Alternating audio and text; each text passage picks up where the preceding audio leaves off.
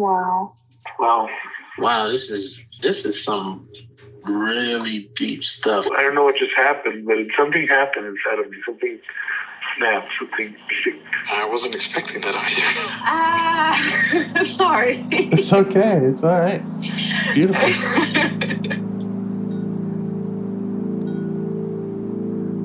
Monster is like really small, but it had to become that to stop me. And then the hurt child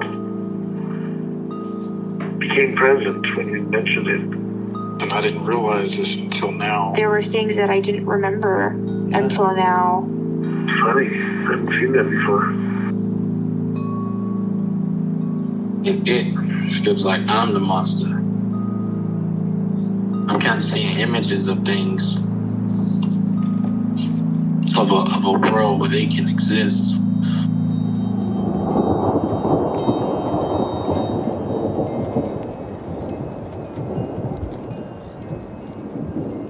This clarity brings all kinds of answers. It's clear. She hugged me and then went back to her place, I guess, in my heart. Oh, it wants to come out. It wants to bippity boppity boop Cinderella me. She's melted into my chest. It's ooey gooey. All week been finishing things, cleaning up more, started eating vegetables again last week. And it kind of just started happening. It's almost like I just finished going through a meditation session. I feel light. When you hit that first joint, in the morning, and I actually feel a lot more awake.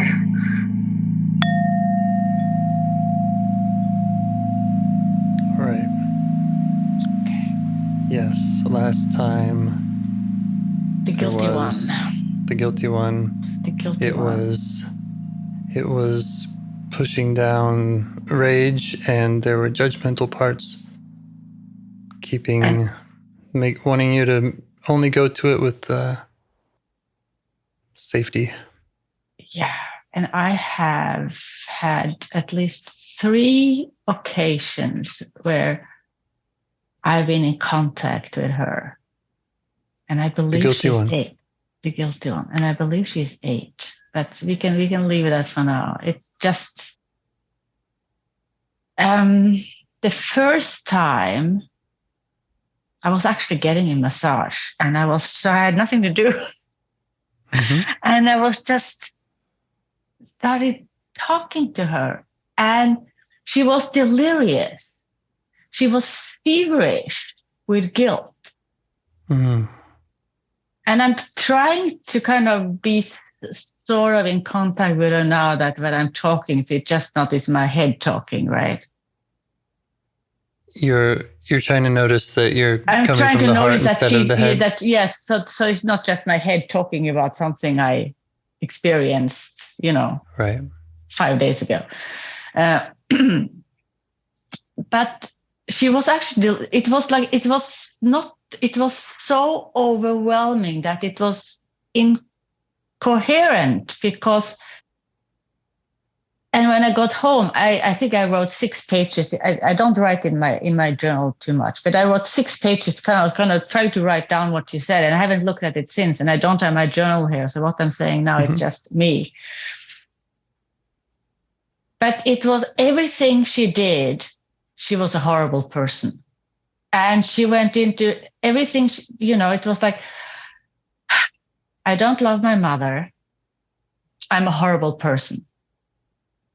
Then I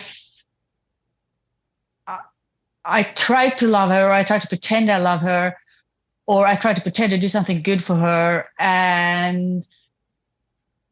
but I don't do it right, so I'm guilty. I'm a horrible person. I can't bend because I can't just give in and be the way she wants me to be, so I'm a horrible person. And it was the same with my grandfather. It was the same with my sister. And it was basically, if I was just able to yield, and just, then, but I am not. I'm just, it's like I can't yield because I'm angry and I have lost a lot and I want it back. And I don't want it to be like this. So I'm not yielding. Okay. And it was just going on and on and on about how guilty she was. Every time she tried to do something good, she was guilty because she was never able to do the good thing in the right way towards anybody. It was kind of, yeah, it was like a crazy person for being so feverish with guilt. Yeah. That was, so then I think I told you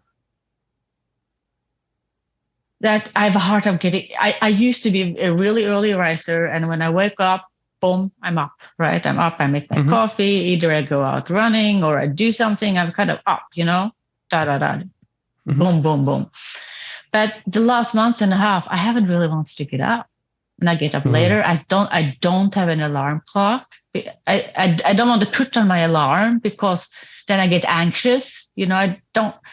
So I let myself sleep without an alarm, waking up like probably 2 hours later than I usually do. And then I just lay there and said, I don't want to get up. And then I asked the part, so why don't you, who are you who don't get up? Right. It's her. Question. It's her.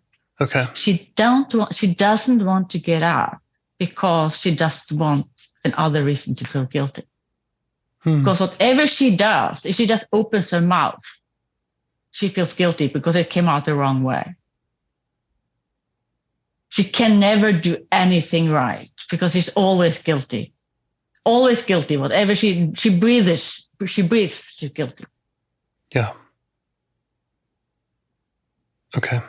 And staying in bed is a way of avoiding having more guilt? Yeah, because it's like, because then she can kind of daydream. She can kind of, she can go into something, your mind goes somewhere, right? So it goes into some kind of a story, you know what? And then last night, I was sitting in the couch and I was just trying to kind of talk to her, not talk, but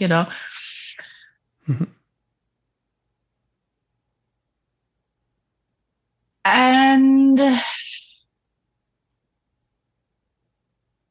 she was telling me that, so I said, I said to her, you're still wearing that woolly thing, that gray, dark, woolly thing. So I can't really see her. Right. And she said, yes, I have to wear that because if not, the guilt would kill me. It takes off some of the pressure when I get hit with that guilt. Enough for me to, it hurts. It's really painful, but if not, it hurts to be seen. It hurts to be seen. If she didn't have that woolly thing around her, and she said it's fireproof, she said it's wet, so the guilt can't burn me. Whatever that means. Sure. And then I tried to take her out of there and I was crying because I was taking her up in the mountains because I said, there's no guilt in the mountains. The air is, the air is free and there are no trees and you can just see the big sky. And then I also realized something. No wonder that I took to running. So you know what? I was never athletic. I was the worst of the worst, But when I was about 18 or 19, the reason I'm telling this story because I actually connected. I read in a Norwegian newspaper about a jogging wave in the United States. Yeah. But everybody started jogging at that time. And the Norwegian newspaper had a program. And the program was you run for 10 minutes, you walk for 10 minutes, you run for 10 minutes, you walk for 10 minutes. And then, you gradually do more and more. And I started with my sister and she got so sick of it, stopped. But it appealed to me. And I think I know now, at least part of why it appeals to me. I don't feel guilty when I'm running. Right. Okay. I'm just me. There's no guilt there. Maybe it's guilt when I start out, but it goes away. It's those endorphins. Mm-hmm. And yeah, I'll stop there. Okay. But so I'm still, I'm still with that guilty one. And Okay. I wish I could get to a point where I can just get that guilt off her and burn it, do something with it. Okay. Well, we can go to her and we can see what else she needs to share with you, what else she needs to feel safe.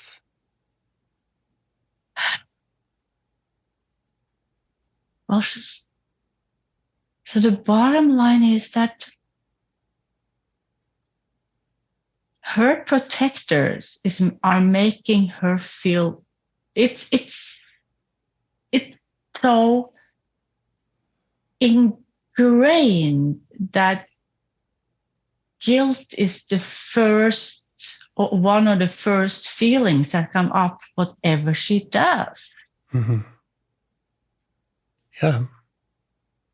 And before you had mentioned that the guilt was a way to keep the rage away, because that wouldn't have been safe for her to share. Yeah, I think it's also, and I touched on this yesterday, but I didn't. I think was also a way to get mourning to go away. Mourning, like time of day? No, mourning. Oh, Somebody. Because you mentioned staying in bed, so I was thinking. Yeah, that's a good one. That's a good one. The mourning with the OU. Yeah. Because,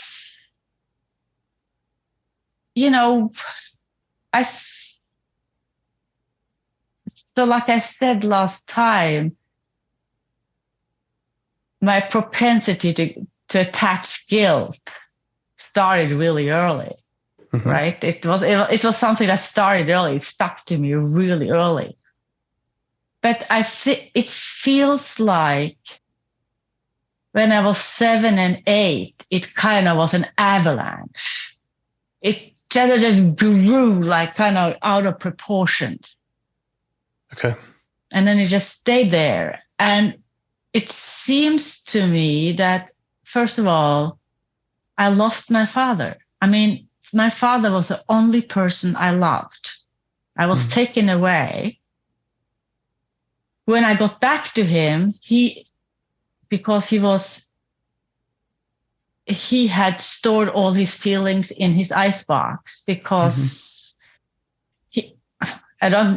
my father was an emotionally limited person. So probably when he had 2 little kids, and I'm going to make this short, it touched him. So he was able to show some of his emotions and vulnerability. When those little kids went away, he wasn't, and they came back for the summers, he didn't want to get hurt again. That's my story. So he had hidden all his love in the icebox. So he couldn't be a loving dad anymore. So I lost my father, but because of, the racket with my mother and all that, everything, there was no space for me to mourn that. Right. Okay. So I think piling on that guilt was a way to stop. It was a way to. Okay. If I'd mourned it, God knows what would have happened. Right. Somebody wanted to protect me from that mourning. And the same thing when my grandmother disappeared. She just disappeared. I didn't know she had thrown herself on the river before years later because nobody told us. She just disappeared. She just left the house one morning. And she was the one who was home when I got home from school. She was the only one who sang for me before I went to bed. She was the only one who told me to brush my teeth before I went to bed. Nobody ever read for me. And when we got into that house, I have memory of her singing some old songs for us before me and my sister fell asleep. My father read for us before. When in that house, nobody did that. So she left. And there was no space to mourn because of the craziness in that household. Okay. So I feel like those protectors, they were protecting against the rage, but they were also protecting against healing the loss, which may have made me want to go after her or do the same thing or do something crazy. That was all wrapped up in guilt. The guilt made both of those lessen. Exactly. Okay. So I think that's part of it. All right. Well, we can go to the part and find out. If you're ready, if you can locate her, and if you're feeling open, compassionate, curious. Other parts that don't want to get to know her now. I feel there's space around her. I don't feel the protectors are too close. She's there, but she's covered in that whatever. I don't know. I can't even explain it, what it is. It's not something you can buy in the store. Yeah. But she's there. Earlier you mentioned kind of wanting to burn that cover off. And I'm wondering if that desire comes from her or it comes from you. And if it's coming from a part basically that has its own idea of how to help. Well, okay. It wasn't burning the cover off. It was that was me. That wasn't her. It was me me looking at her and kind of feeling her pain and wanting to take all the guilt away from her. And maybe that included the cover. I wasn't specifically focusing on uncover her. It was more getting the heaviness away from her. Yeah. So I was just looking out for any parts that have an agenda and who want to do it their way, as opposed to understanding more about her and what she needs, and letting her lead. It could very well be. How about the part? How about going up to the mountains? Was that her idea or is that? That was my idea. Me sitting on this chair idea was to take her away and take her into something clear. That was my idea. Okay.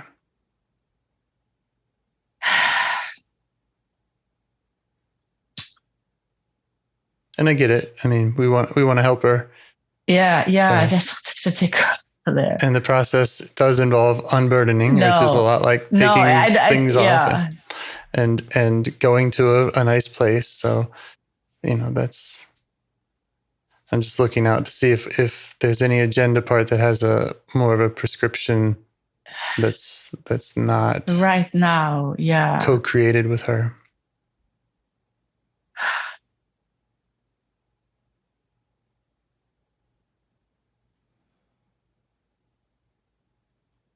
I think,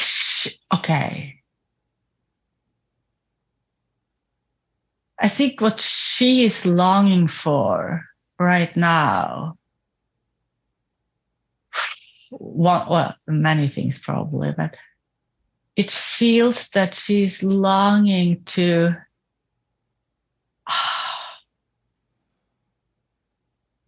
just be able to feel whatever she's feeling. Yes. Without it being hijacked by guilt or by anything else. Just being allowed to. I think she's also afraid of it, but it's a duality, I think. But at least part of her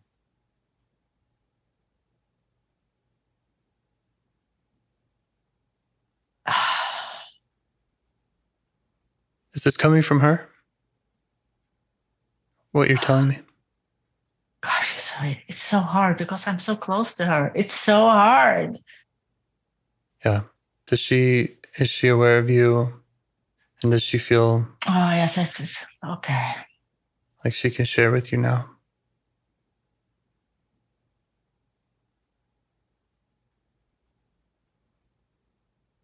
Does she feel safe?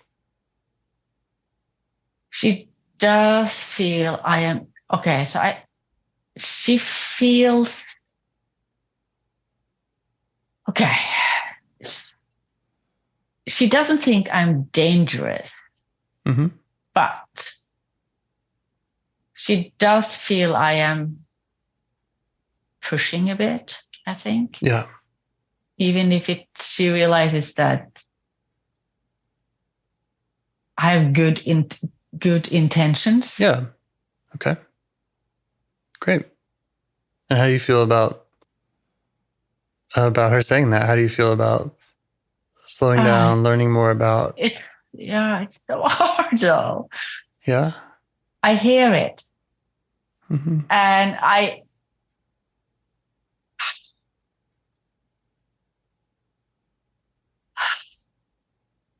want to respect it. Mm-hmm. I want to respect it. And I realize that I do have an agenda. I want to get her out of there, right? So that's my agenda. And the agenda is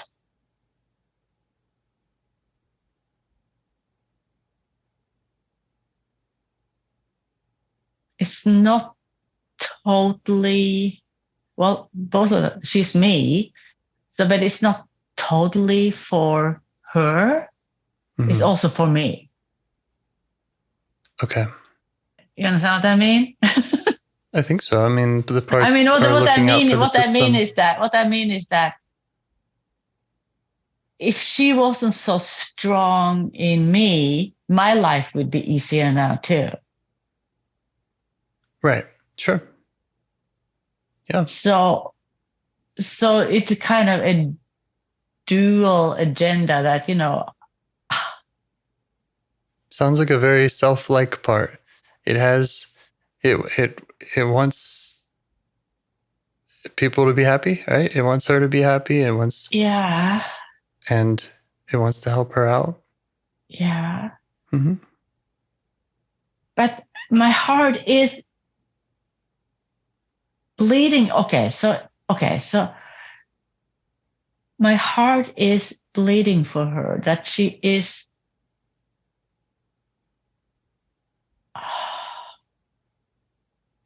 so trapped and in such pain. Yeah.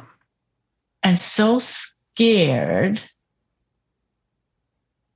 How would you feel about asking her what you can do differently so that it doesn't feel like pushing? I do different.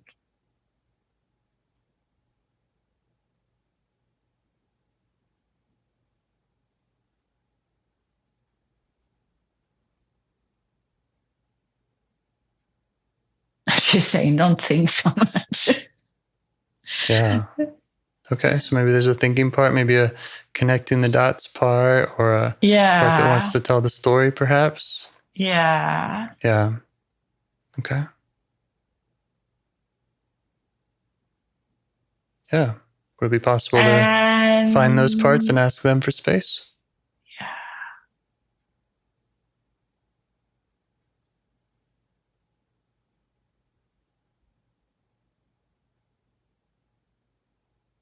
Oh, and then there is something else.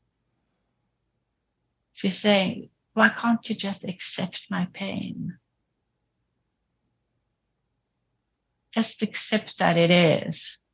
Mm-hmm. I think that's what she's saying. Yes, it is. Yeah.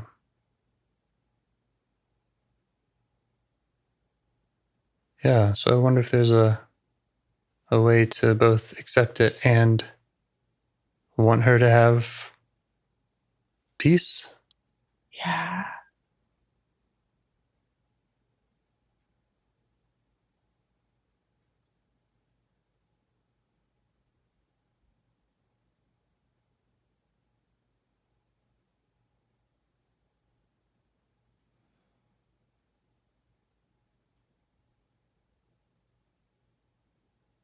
And then I think she's saying,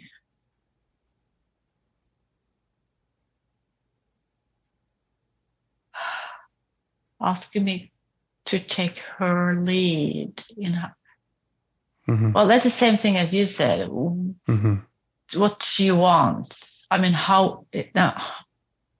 Her pace. I mean, she doesn't want to be in it either, but she's in it, right? Right.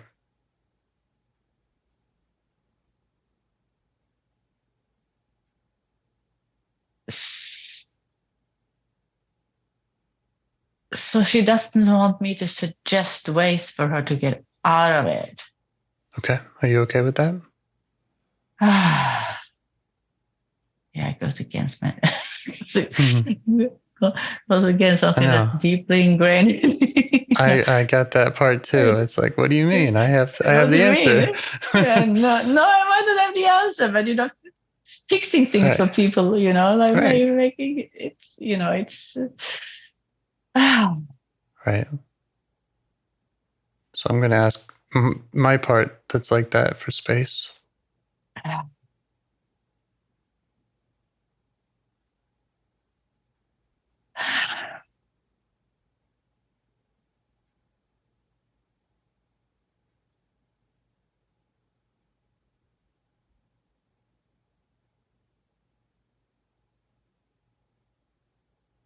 And you asked if she trusts me, but she's asking me to trust her.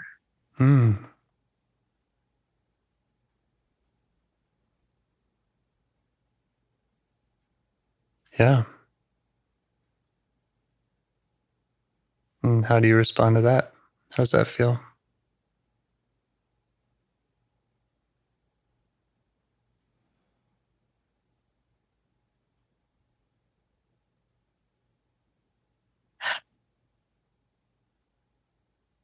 And with that, okay, so first, I think what she means by that, what she means is that for me to trust that if she gets the nourishment she needs, she will know the way.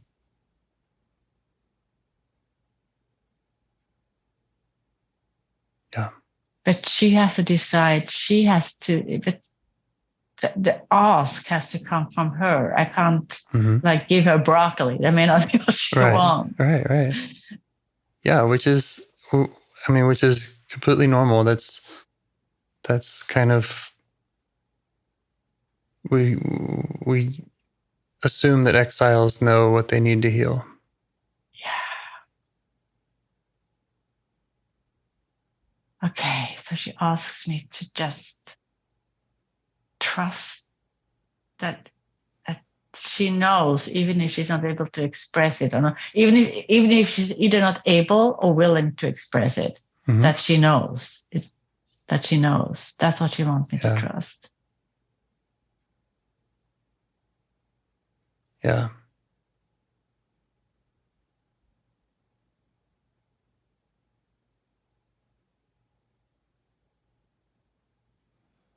And it's really uncanny. I know I'm flipping out a second, but just for a second, because that's what I've been asked. I've been in my own head battling with a neighbor over the last week or so, because he's giving me an onslaught of advice. And my kind of battling with him is, trust, I know what to do. Yeah. if you just let me do it, I know what to do. Yeah, so you can let her know that you know what that's like. Yeah, I know what that's like. And you know what? I don't like getting advice without asking for it. Right. Me sitting here, Right. I don't like that. Right. If I ask for it, that's something, but just people coming to tell me what to do. Right. And especially if you consider how painful, how emotional, traumatic what she's going through and has gone through is, you think about advice about everyday things and how annoying that can be, but with something this delicate, that would shut it down. Yeah, I see that. Yeah.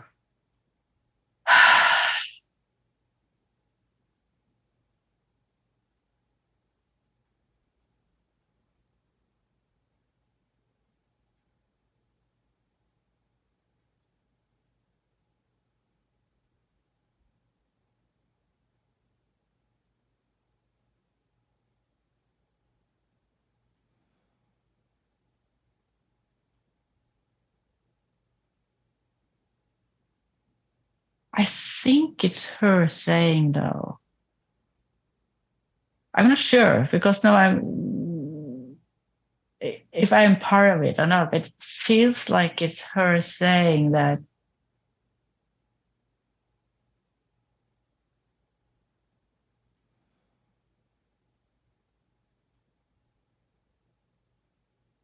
she wants to feel really, really sad.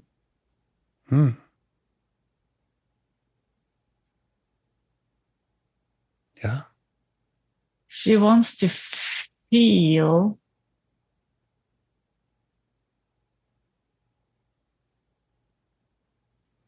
I don't think it is be, even if I put it into the guilt.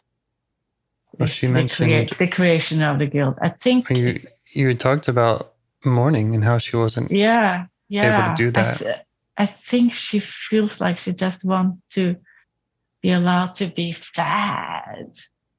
Yeah. And how do you respond to that?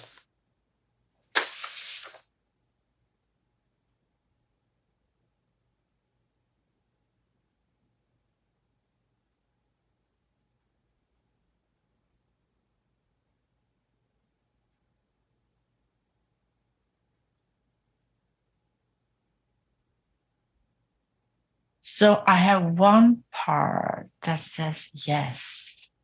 I have another part that is scared. Okay. Because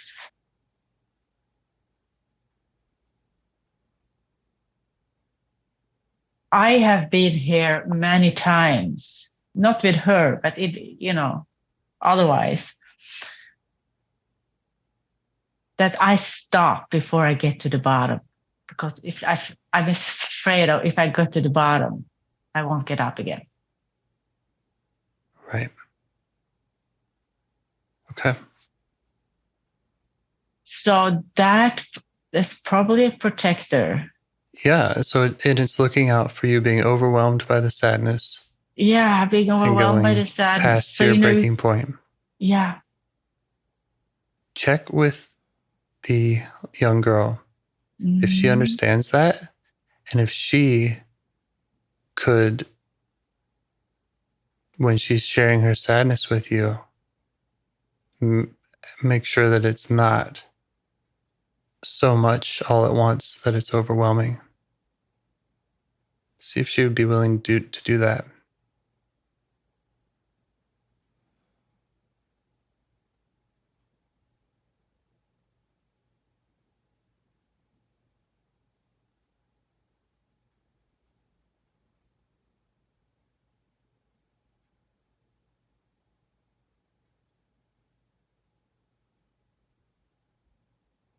Yes, I think she will. I think she is willing to do that. And she's also saying,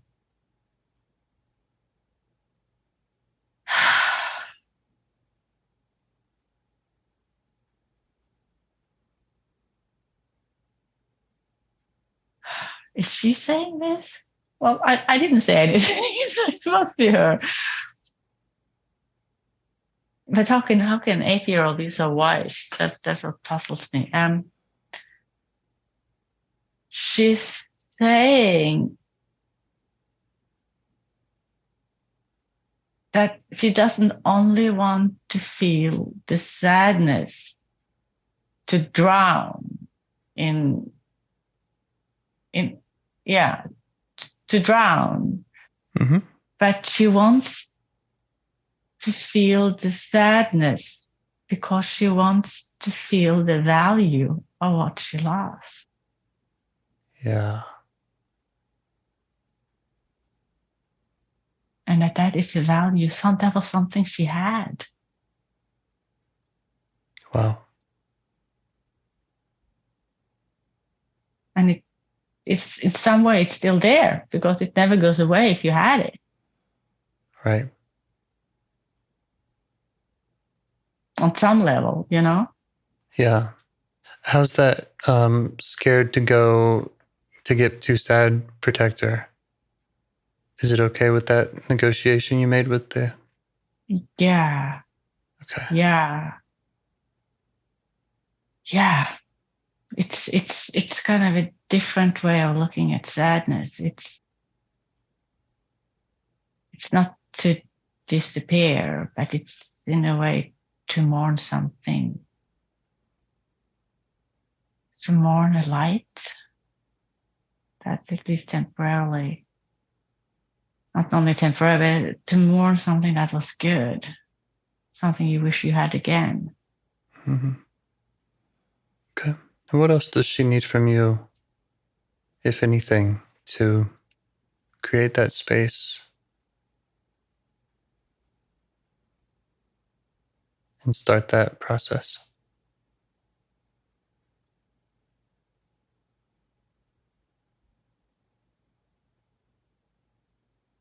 I think she just,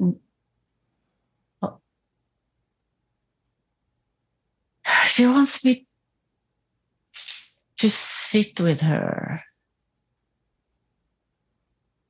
and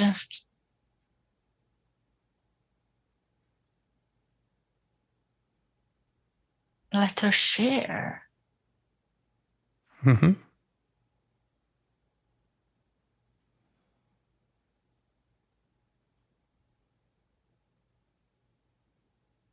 Without thinking, without suggesting.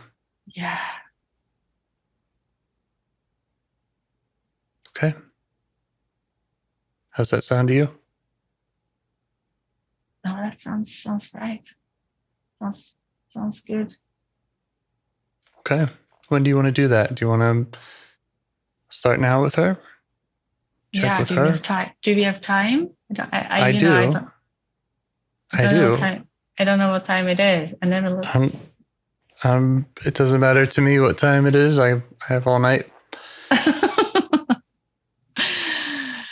I'll also remind you that none of it needs to be shared with me. Yeah. Well, there's nothing that needs to be secret. I think maybe let's see what she wants to share. Just check with her before you share any of it, I would suggest. Yeah. Well, she's mourning, feeling safe.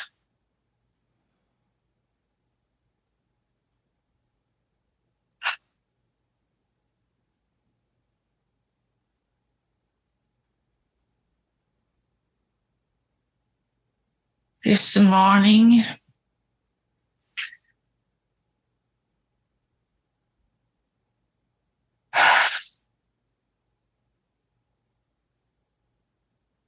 feeling that somebody was there to take care of her. Mm-hmm.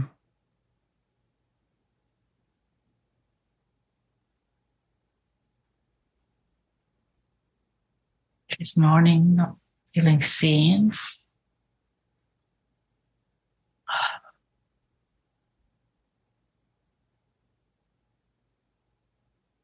This morning, the loss of just everyday regularity and predictability.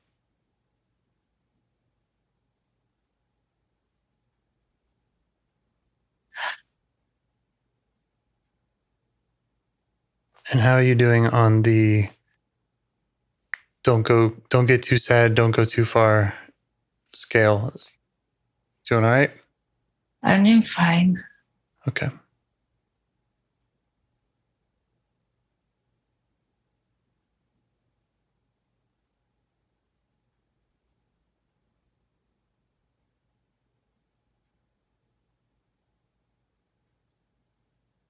She's mourning being close to somebody who was there for her.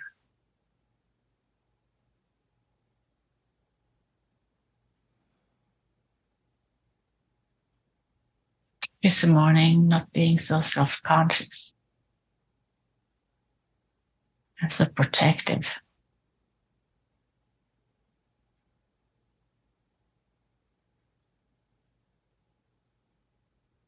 She's mourning somebody doing something special for her.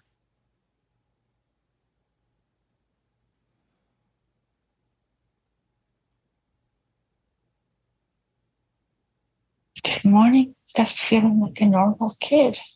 Mm.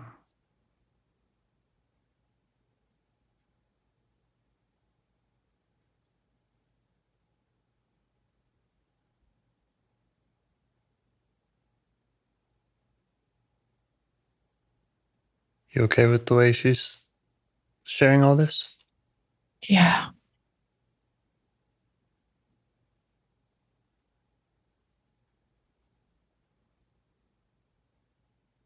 I think it's gonna, because I don't see and feel any more movement right now. Ask her how you did with the sitting and listening, and if there's anything else that she would like from you Right around now. that.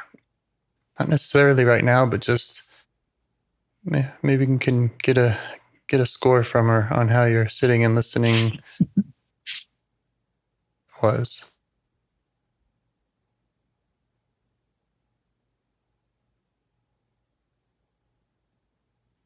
And did it feel like the right thing for her?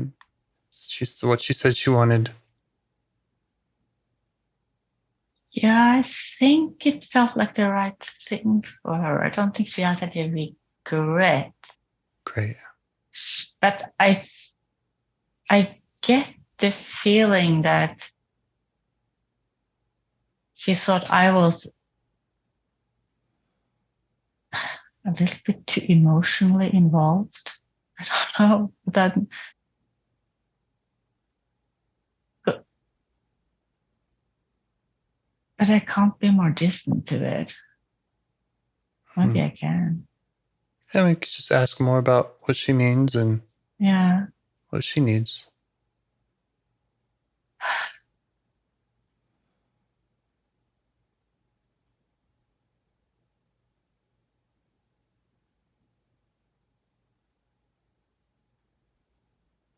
Remind her that she doesn't have to protect you. Mm-hmm.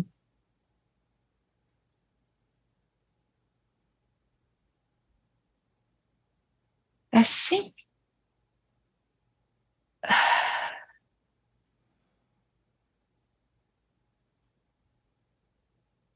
it feels like she does want me to help her with something. But I don't know if she wants advice, but she wants me to help her with something. And what she wants me to help her with is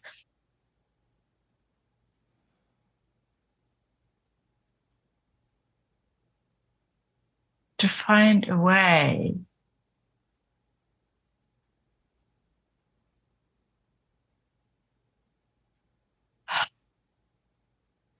to keep all these things that she's mourning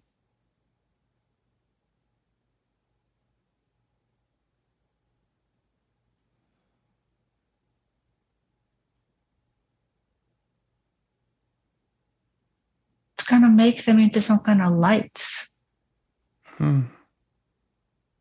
Yeah, she wants to kind of represent them somehow and keep them in a special way or a special place.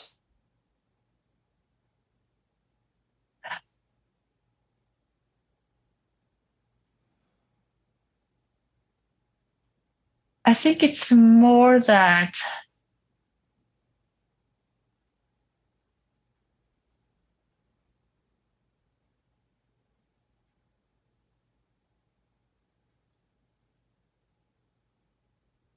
she would. Right now, they are just fragments, right? Mm-hmm. But it's like she wants to.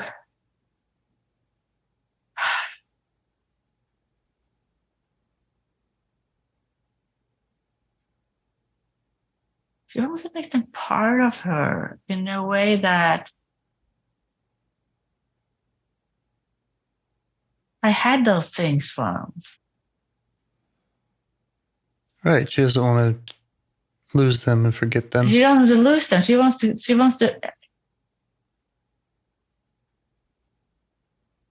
see if she can. Yeah. I don't know. Tap into them. Mm-hmm. Use them as a resource. I mean, that sounds very utilitarian. Well, could be an emotional resource, right? Mm-hmm. Yeah, you could just ask her if there's some way that she'd like to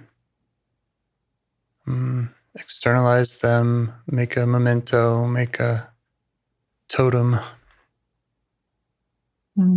how she would like to commemorate these things.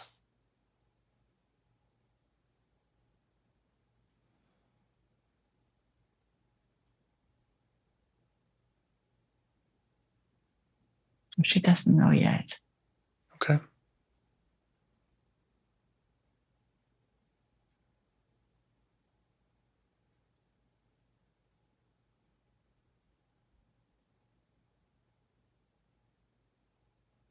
But I think the main thing is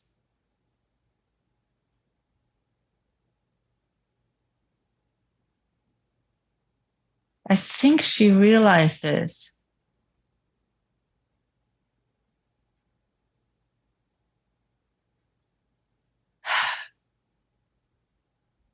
that her drawers and closets and cupboards, they aren't completely empty. There is something in there. Yeah, she has a lot to tell you. Yeah.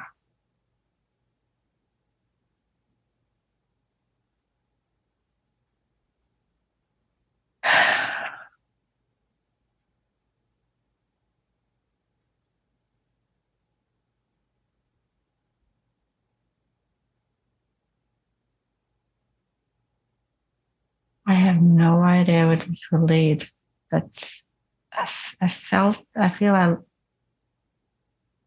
think that's the right place to be. Yeah, I got some new insights. Yeah. Yeah, and we trusted her judgment and guidance. Learned a lot.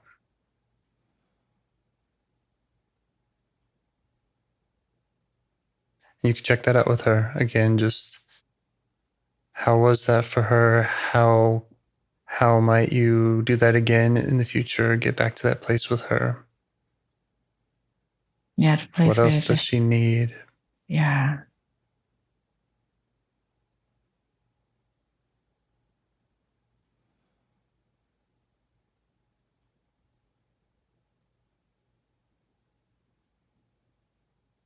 I think I will be working with her for a long time. Well, feels like it.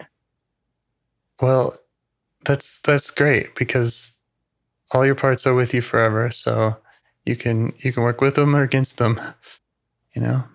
Yeah. So she'll tell you what she needs to tell you. But I think in a way, even if I didn't feel the projectors that closely,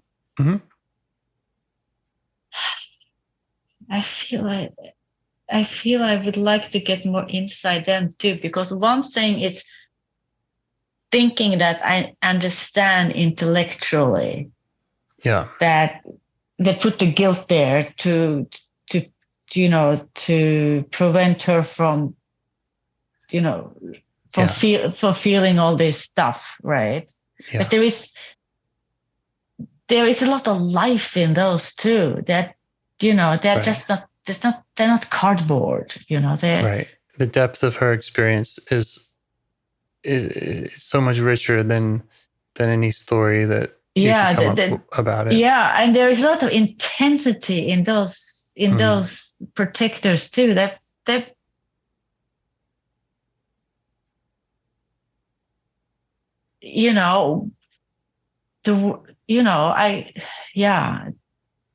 is something intriguing there. That yeah.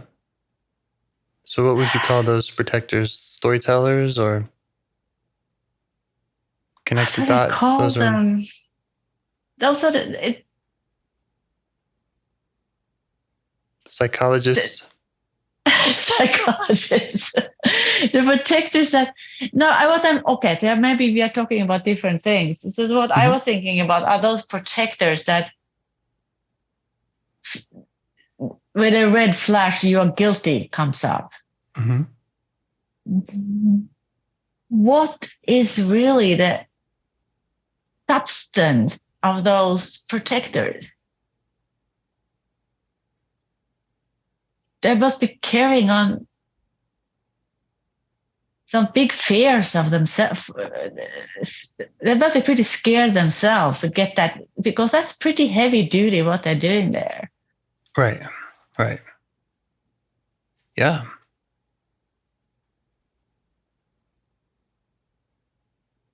Yeah. So you have the one that's afraid of going too deep into sadness. Yeah. You have the judgmental ones. Yeah.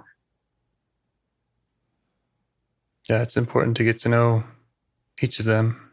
But all of these, maybe not, I don't know about all, but all the exiles, seem like they have this. I mean, I think we started out, maybe we didn't start out with this one, but a long time ago, seems like a long time ago.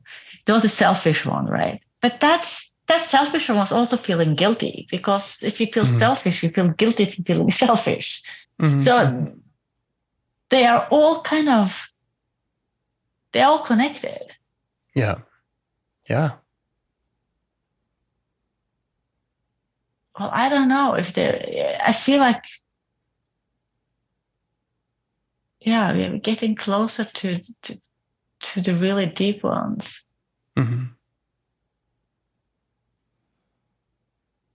Yeah. And one way to look out for that can be to ask, this part, if she protects another part.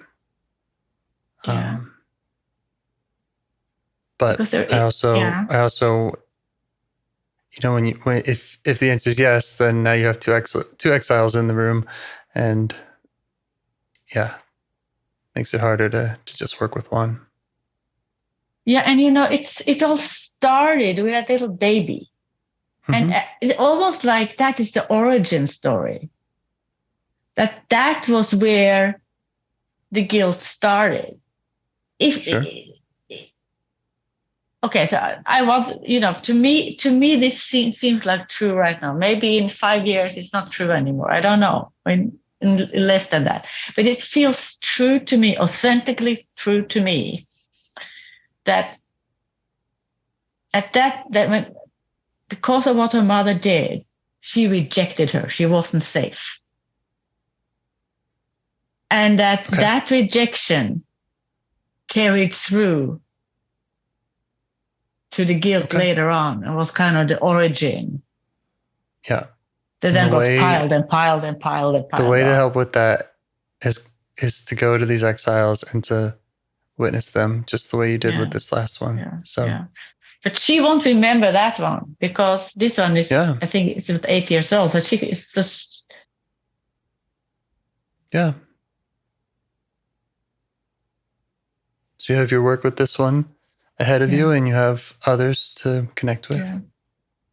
I do. Okay. Is there anything else any other requests that she has of you while she's got you here? No, the only thing I think is that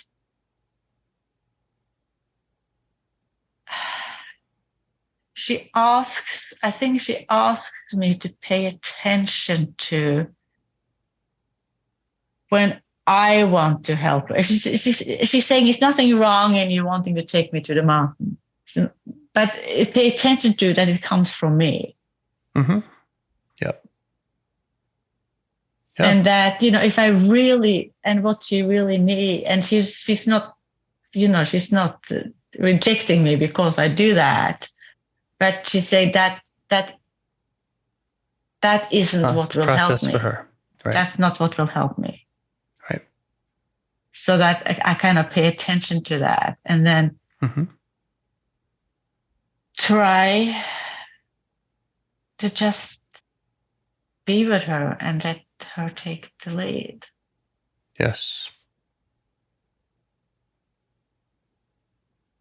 Yeah.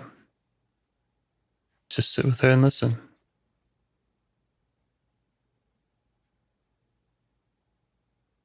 Those things you were listing that she was mourning, I wrote them down. If you'd like for me to share them with you, I can.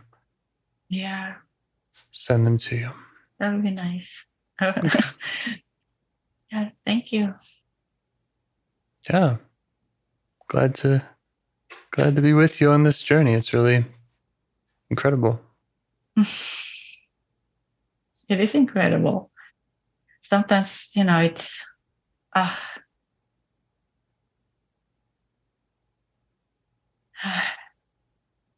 I mean, it's incredible that I found you. I mean, I've never gone so deep before. I mean, it's I've been going.